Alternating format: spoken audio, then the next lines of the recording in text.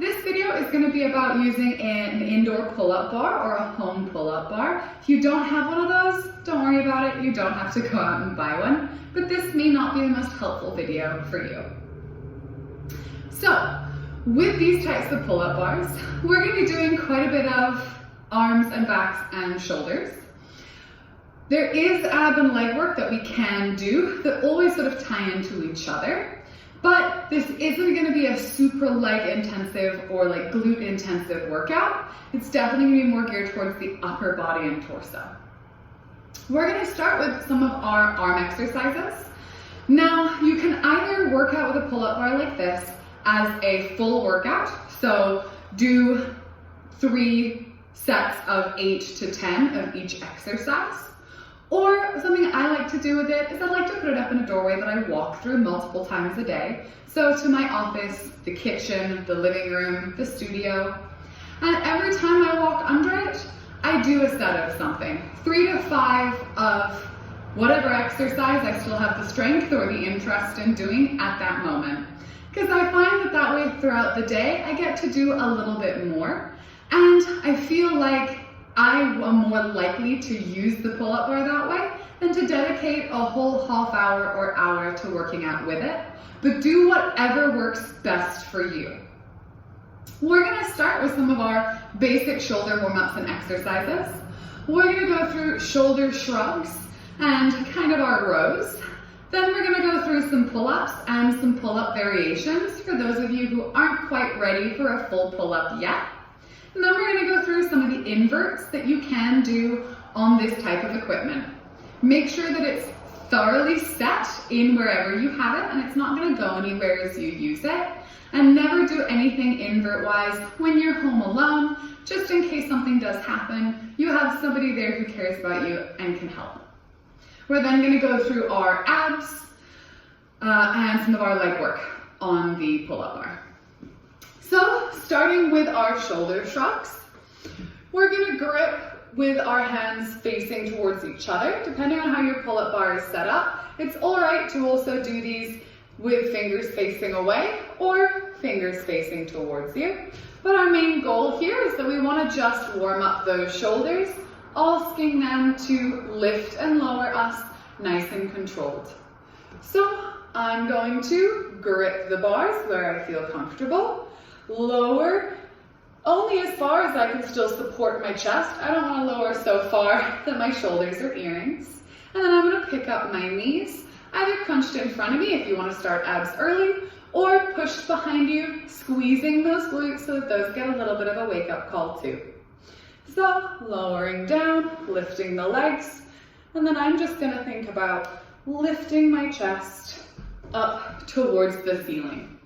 So from behind, I'm lowering down, squeezing the glutes, and then I'm squeezing my shoulder blades together to lift my chest. I'm not doing a whole lot of elbow pulls. We're not really making this a bicep exercise. I want you to feel this in your shoulders, through this connective tissue, and down into the lats. We're going to do 5 to 8 to 10 of those. If you are just walking through, this is a good one to do 10 of. If this is just the beginning of your workout, go ahead and do 5 to 8, but plan to keep coming back to it in your reps. If you are in a position to do pull-ups, we're going to do a couple different styles of pull-ups. I don't want you to dedicate yourself and get totally married to just doing one type, because I want these to go through our biceps, our triceps, and really be an all arm exercise, which you can't get if you just do one type. So we can start with our fingers facing each other, and you can begin up on your toes so that we don't have any jumping.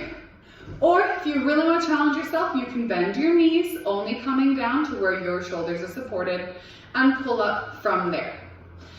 Now, I'm not requiring chin-ups. You don't have to get yourself above the bar. I just want you to feel those muscles engage and to rely on your arms and shoulders, not letting everything sag up or pull out so that it can injure itself. So, If I'm doing a pull-up from here, shoulders back and down, keeping the elbows in. We don't want them to pigeon out. And then I'm just going to lift up off my toes and come back down. Or we can come to the knees and lift up and come down. Then move so fingers are facing away from you, still keeping those elbows in, thinking about bringing the elbows to the rib cage, not pigeoning or chicken wing them out. And I'm going to do the same thing. Elbows to rib cage, flip the hands around, elbows to rib cage. It's up to you what you do with your legs. I tend to naturally pike them up. It's okay if you want to keep them straight or if you tuck them up into your chest. Now, if you are not quite ready for those full pull-ups yet, what we can do is a lower down. So in that case, you're going to start with a chair or some yoga blocks, whatever you can comfortably use and balance on. And we're going to get into that pull-up position, remove our feet from our chair or a ladder or our yoga blocks, and then slow and controlled extend the arms to bring the feet down. So I'm up on some yoga blocks. You are welcome to use whatever you have around the house as long as you can balance on it and it will support your weight. And I'm going to get into that nice strong pull-up position with whatever style I'm working on. And then I'm going to lift my legs off of my pull-up bar, off of my yoga blocks. And then I'm going to lower myself down, slow and controlled, touch the feet down, get back on my blocks, and do it again. What we don't want here is a sudden drop. It's fine if this is a lift up, toes back down, if you don't feel comfortable lowering yourself yet. If you feel the muscles working, then this is working for you. Even if it doesn't look like you're going anywhere, remember that it's not about what it looks like to someone else, it's about how it feels to you. Shoulders back and down, chest lifted, knees, and lower. If you want to work on inverts with a piece of equipment like this, the best invert for us to work and the easiest for us to work is going to be our pike invert like we do for Lyra. The reason being, we obviously can't really do our strong grip with an equipment like this. And because of these door frames, a straddle invert is going to be really hard for most of us because we can't actually drop our legs out. We're going to kick parts of the door frame or parts of the equipment, which is dangerous. So we're going to aim for our pike invert, which if you haven't done yet with me on the Lyra, please don't try this alone the first time. I'm going to have my fingers facing towards me, and I'm going to bring my legs up between my arms, straightening them, and then bending them back through and coming back down. Remember, we're keeping the shoulders down and together. And you want to make sure you have enough room for your legs to get through your arms. So if you have a pull-up bar that has pads built in, you may find that they're not really the ideal distance. So go ahead and pull them out a little bit. Or you can do this on these main bars. Since they will give you enough room, it's just going to have to change your grip a little bit. But do it how is comfortable and how is weight sustaining for you. Don't worry about it being exactly like our Lyra invert. So with this invert, I'm going to do it facing you, and then I'm going to turn it around so you can see it both ways. I'm going to lift up, tucking the legs, straightening the arms, and bringing my legs over my chest. Feet go through, and then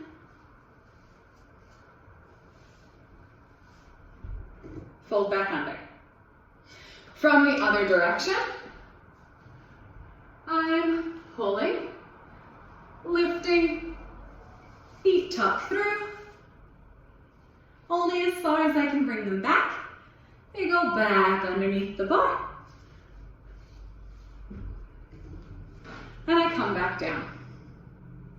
Moving into our ab work, we're going to do a progression of simpler moves to harder. So focus on the ones that give you results and make you tired. Don't just skip straight to the end and lose form. We're going to start with tucks, and then pikes, and then straddles, then oblique crunches, and around the worlds, which are kind of similar to our full fan kicks.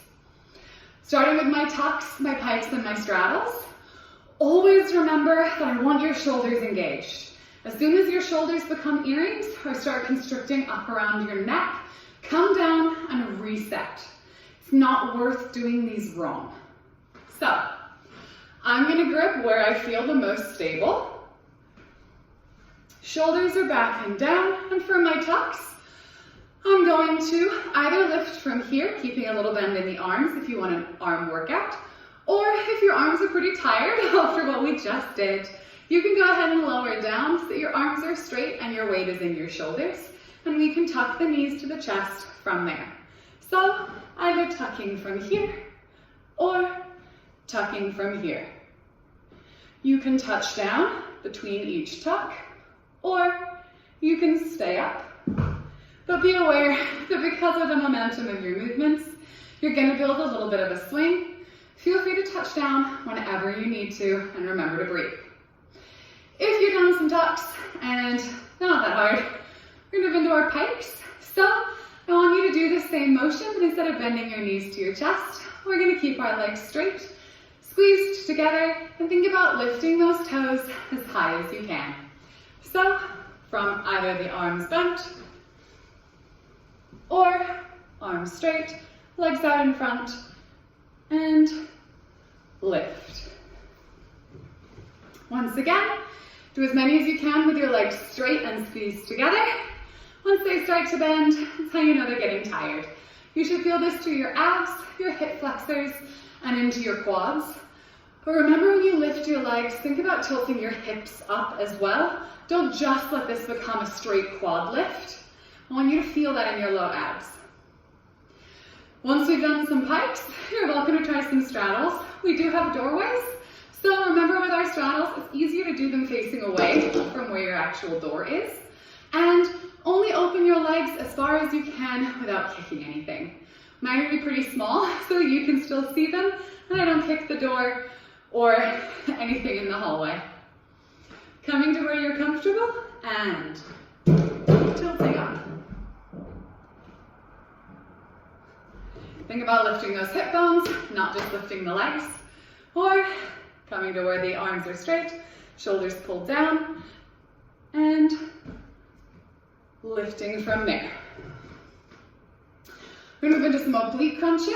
We're going to do these with our tucks. You're going to think about twisting the body and lifting the legs, sort of like an aerial version of our Russian twists on the floor.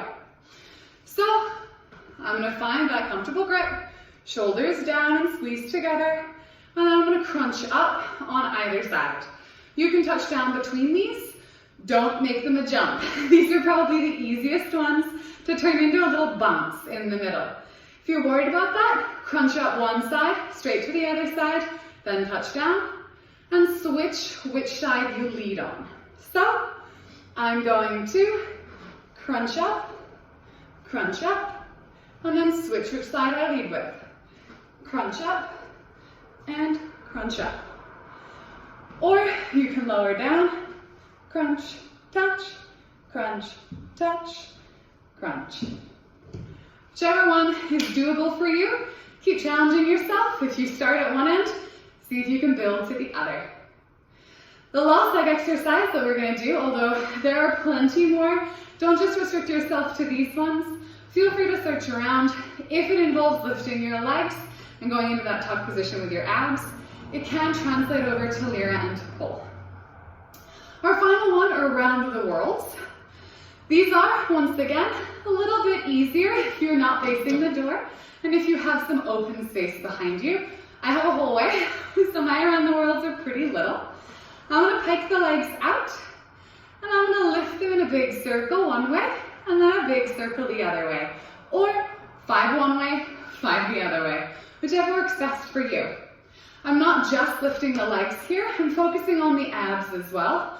So I want to move from the hips as opposed to just moving from the toes, okay?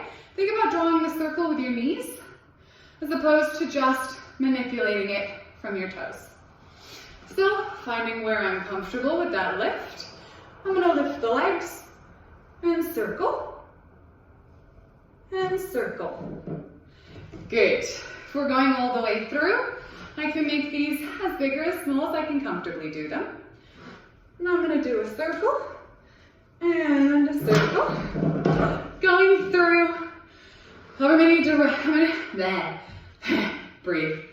however many you do in one direction, do the same in the other direction. Don't forget, you can also use these bars to stretch out afterwards, hanging from the shoulders or hanging from the back, to stretch out everything we used as you cool down.